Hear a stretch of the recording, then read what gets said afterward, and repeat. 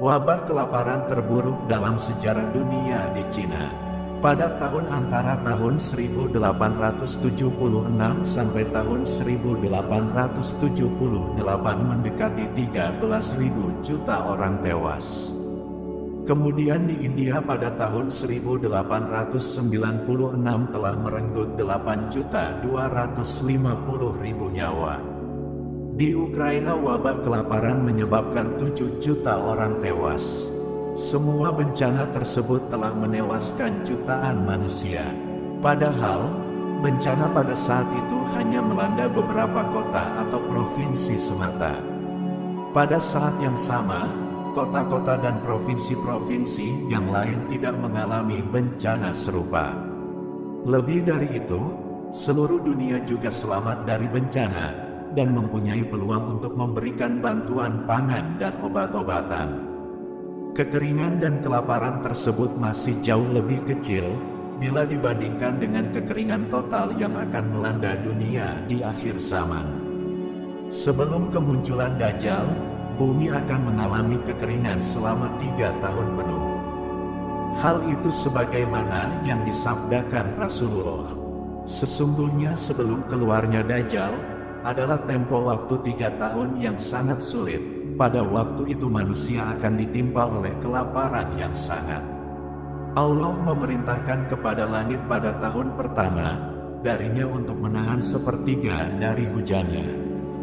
Dan memerintahkan kepada bumi, untuk menahan sepertiga dari tanamannya. Kemudian Allah memerintahkan kepada langit pada tahun kedua, darinya agar menahan 2/3 dari hujannya. Dan memerintahkan bumi untuk menahan 2/3 dari tanam-tanamannya. Kemudian pada tahun ketiga, darinya Allah memerintahkan kepada langit untuk menahan semua air hujannya, sehingga ia tidak meneteskan setitik air pun, dan memerintahkan bumi agar menahan seluruh tanamannya. Maka setelah itu tidak tumbuh satu tanaman hijau pun, dan semua binatang berkuku akan mati, kecuali yang dikehendaki Allah. Para sahabat bertanya, dengan apa manusia akan hidup pada saat itu? Rasulullah menjawab, tahlil, takbir, tasbih dan tahmid akan sama artinya bagi mereka dengan makanan. Kekeringan ekstrim tersebut memang terjadi atas kehendak Allah. Ia adalah ujian dari Allah untuk melihat siapa yang tetap beriman dan siapa yang kufur, siapa yang bersyukur dan siapa yang ingkar. Saat ini memang belum dialami oleh umat manusia. Namun, tanda-tanda ke arah itu sudah mulai bisa diraba-raba pada zaman ini.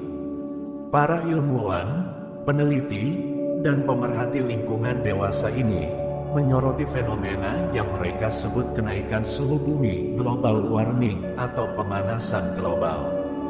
Kesimpulannya, bumi semakin panas, sehingga mengakibatkan kacaunya perubahan iklim dan cuaca. Tangan-tangan jahat manusia telah menyebabkan kerusakan di daratan, lautan, dan udara yang merusak keseimbangan alam. Kekeringan ekstrim sebelum kemunculan Dajjal ini barangkali adalah bagian dari hukuman yang disegerakan di dunia. Boleh jadi, di akhir zaman hujan akan diturunkan dalam jumlah yang lebih besar dari kadar biasanya, sehingga mengakibatkan banjir dan bencana alam. Kemudian, secara berangsur-angsur selama 3 tahun, kadar hujan dikurangi hingga akhirnya tidak turun sama sekali. Peristiwa tersebut disusul oleh keluarnya Dajjal. Manusia terdiri dari unsur jasad dan ruh. Untuk bisa bertahan hidup dengan sehat, jasad manusia membutuhkan makanan dan minuman yang memenuhi standar kelayakan gizi. Selain itu, istirahat yang cukup, olahraga yang teratur dan menghindari makanan atau minuman yang beracun juga harus dilakukan. Sebagaimana halnya jasad, ruh manusia juga membutuhkan menu yang bergizi. Doa, zikir, ilmu yang bermanfaat, selalu bermunajat kepada Allah, dan nasihat kebajikan dari orang lain adalah makanan dan minuman wajib untuk kesehatan ruh. Racun-racun yang mengganggu kesehatan ruh, seperti bisikan-bisikan syahwat, dorongan hawa nafsu dari setan, ajakan berbuat jahat dari sesama manusia, dan kemaksiatan secara umum, juga harus dijauhkan guna merawat ruh. Tatkala makanan dan minuman tiada dikonsumsi oleh fisik, terlebih dalam waktu yang lama, niscaya jasmani manusia akan lemah. Secara perlahan, ia akan mengalami kematian. Artinya, ketidakstabilan kondisi jasmani akan berpengaruh negatif terhadap keselamatan ruh. Terbukti sekalipun makanan dan minuman adalah menu untuk jasmani, namun secara otomatis ruh juga akan merasakan rasa sakit yang luar biasa. Ruh, dengan kehendak Allah, akhirnya harus berpisah dengan badan. Makhluk hidup yang keluar dari hukum ini adalah para malaikat. Mereka diciptakan oleh Allah dari materi yang berbeda dengan hewan, tumbuhan, manusia, dan bahkan jin. Mereka diciptakan dari cahaya, sehingga tergolong dalam kategori makhluk yang hidup di alam yang tinggi.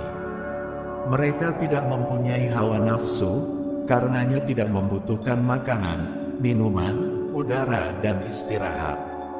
Praktis seluruh hidup mereka adalah ibadah. Tasbih, tahmid, tahlil, takbir, istighfar dan zikir atau doa secara umum adalah menu pokok mereka setiap detik. Bahwa zikir adalah salah satu menu makanan utama bagi ruhani, kita semua sudah memakluminya, sebagaimana ditegaskan oleh banyak ayat Al-Quran dan hadis Nabi. Tetapi bahwa zikir menjadi menu makanan pokok bagi jasmani dan ruhani pada saat yang bersamaan, maka ini sungguh sebuah fenomena yang menakjubkan. Fenomena ini benar-benar merupakan sebuah tanda perubahan kehidupan manusia dalam skala luas di akhir zaman kelak, sebelum keluarnya Dajjal. Disinilah letak keajaiban tasbih, tahmid, tahlil dan takbir di akhir zaman. Zikir-zikir yang nampak begitu biasa pada masa-masa biasa seperti saat ini, pada masa paceklik berat tersebut menjadi begitu luar biasa. Zikir pada masa tersebut begitu berenergi, menampakkan kekuatan tersembunyi yang sebelumnya jarang diketahui oleh kaum muslimin, yang boleh jadi secara rutin melantunkannya. Masa kekeringan dan paceklik yang ganas sebelum keluarnya Dajjal, tak diragukan lagi merupakan sebuah ujian yang sangat berat. Bagi orang-orang kafir, sudah tentu ujian tersebut semakin menambah kekufuran mereka. Mereka akan mengeluh, menghujat takdir, dan mencari jalan keluar yang salah. Menurut mereka, Tuhan yang menyiksa hambanya dengan kelaparan dan paceklik berat seperti itu bukanlah Tuhan yang sesungguhnya yang layak untuk disembah. Menurut akal mereka, Tuhan pasti Maha Penyayang kepada hamba-hambanya. Mereka akan meminta pertolongan dan solusi kepada berhala-berhala dan Tuhan-Tuhan selain Allah yang mereka agungkan. Berbeda dengan kaum muslimin, mereka meyakini sepenuhnya semua peristiwa tersebut adalah cobaan untuk menguji kadar keimanan, kesabaran, dan keyakinan mereka. Mengeluh, menghujat takdir dan berburuk sangka kepada Allah jelas sikap yang tidak benar. Ujian berat ini seyogianya semakin mendekatkan diri mereka kepada Allah. Dengan keyakinan yang positif seperti ini, mereka bisa tegar dan bersabar. Disinilah tasbih, tahmid, tahlil dan takbir memegang peranan yang signifikan bagi ketahanan jasmani dan ruhani mereka. Zikir, sebagaimana ditegaskan oleh Allah, ketahuilah, hanya dengan mengingat Allah, niscaya hati akan tentram. Hati yang tenang dan tentram, jauh dari kecemasan, prasangka buruk dan pikiran-pikiran negatif, akan bisa memandang persoalan yang dihadapi dengan pikiran yang jernih. Suasana hati dan pikiran yang padu seperti ini merupakan prasyarat utama untuk mengambil langkah-langkah yang tepat. Mereka menyadari bahwa kekeringan dan paceklik berat tersebut bukanlah gejala alam biasa. Saat langit dan bumi bersepakat untuk menahan air hujan dan tidak menumbuhkan tanaman, pasti ada kehendak Zat yang berkuasa atas bumi dan langit. Langit dan bumi sekedar menjalankan titah Zat yang maha berkehendak. Keyakinan ini terpatri dengan kuat dalam lubuk hati mereka yang paling dalam. Jika demikian keadaannya, tiada hal yang bisa mereka usahakan selain mendekatkan diri kepadanya dan memohon belas kasihannya. Bercocok tanam adalah mustahil dalam kondisi yang demikian berat. Jual beli, hutang piutang, pinjam meminjam, dan usaha pengadaan bahan makanan dan minuman lainnya juga tidak akan membantu, karena semua orang mengalami kesulitan yang sama. Tegasnya, berharap kepada sesama makhluk bukanlah solusi yang tepat. Tasbih, tahmid, tahlil dan takbir sebagai sarana untuk menenteramkan hati, menguatkan keyakinan dan meneguhkan kesabaran. Dengan zikir yang tak pernah berpisah dengan lisan dan hati mereka yakin sepenuhnya bahwa setelah kesabaran panjang akan muncul jalan keluar dari Allah. Setelah masa-masa sulit pasti akan datang kemudahan. Rasulullah bersabda yang artinya, jika engkau mampu untuk beramal dengan disertai kesabaran dan keyakinan, maka lakukanlah. Adapun jika engkau tidak mampu beramal dengan yakin, maka engkau setidaknya harus bersabar. Ketahuilah, sesungguhnya dalam kesabaran atas hal yang engkau benci itu ada banyak kebaikan. Ketahuilah, sesungguhnya kemenangan datang bersama dengan kesabaran, jalan keluar datang bersamaan dengan ujian berat, dan bersama dengan kesulitan akan ada sebuah kemudahan. Adalah suatu hal yang mengagumkan, melihat kaum muslimin tak henti-hentinya melantunkan tasbih, tahmid, tahlil dan takbir dalam masa-masa ujian yang berat tersebut. Hal itu mengingatkan kita dengan Nabi Yunus, yang setia melaksanakan salat dan zikir secara khusus, dan amal-amal ketaatan lainnya secara umum, saat berada dalam kemudahan dan kelapangan. Tatkala masa-masa sulit dan sempit datang, intensitas salat, zikir dan amal ketaatan yang ia lakukan semakin melonjak. Bukannya membuat lalai dan putus asa, ujian kesulitan justru semakin meningkatkan kuantitas dan kualitas ibadahnya kepada Allah. Tasbih, tahmid, tahlil dan takbir yang senantiasa membasahi lisan dan hati kaum muslimin selama masa kekeringan tersebut merupakan bukti keistiqomahan mereka dalam beribadah kepada Allah. Baik di saat senang maupun susah, lapang maupun sempit, mereka adalah hamba-hamba yang senantiasa mendekatkan diri kepada Allah di saat mendapat nikmat, maka Allah pun mengingat dan melindungi mereka di saat mereka diuji dengan bencana. Tasbih, di masa-masa sulit seperti itu, lisan mereka tak henti-hentinya melafalkan Subhanallah dengan hati yang hadir dan khusyuk. Lafal ini merupakan makna melakukan amal kebaikan dengan segera dan menjauhi amal keburukan dengan segera pula. Lebih luas lagi, tasbih juga dimaknai semua amalan ibadah, baik berupa ucapan, perbuatan maupun niatan. Tahmid, di masa-masa sulit seperti itu, lisan mereka tak henti-hentinya melantunkan Alhamdulillah dengan hati yang hadir dan khusyuk. Tahmid merupakan sebuah pujian dengan lisan atas sebuah keutamaan, kelebihan atau kebaikan yang dilakukan secara sukarela, baik berupa sebuah pemberian nikmat maupun selainnya. Tahlil, di masa-masa sulit seperti itu, lisan mereka tak henti-hentinya melantunkan La ilaha illallah dengan hati yang hadir dan khusyuk. Tahlil merupakan pengakuan seorang hamba atas hak mutlak Allah untuk diibadahi, dan peniadaan ubudiyah kepada segala sesuatu selainnya. Baik di masa lapang maupun sempit, senang maupun susah, seluruh ketundukan, ketaatan, pengharapan, kecintaan dan penghambaan diri seorang muslim hanya ditujukan kepada Allah semata. Takbir, Allah adalah Maha Besar. Ucapan takbir ini tidak saja mereka lantunkan dengan hati yang tunduk dan berserah diri, melainkan juga mereka merenungi makna dan hikmahnya yang agung. Kekuasaan Allah begitu besar dan mutlak. Tiada seorang pun yang mampu keluar dari kehendak dan kekuasaannya. Disinilah tasbih, tahmid, tahlil dan takbir memanifestasikan perannya sebagai bukti nyata keistiqomahan ibadah kepada Allah. Hati, lisan dan anggota badan yang senantiasa ingat dan taat kepadanya ini merupakan wujud dari ibadah sampai datangnya kematian yang diperintahkan oleh Allah. Dengan kuasa dan kehendaknya, alunan zikir menjadi makanan dan minuman yang menjaga kelangsungan hidup mereka. Sungguh, keadaan mereka saat itu adalah sebagaimana digambarkan oleh Rasulullah dalam sabdanya. Jagalah Allah, niscaya Allah menjagamu.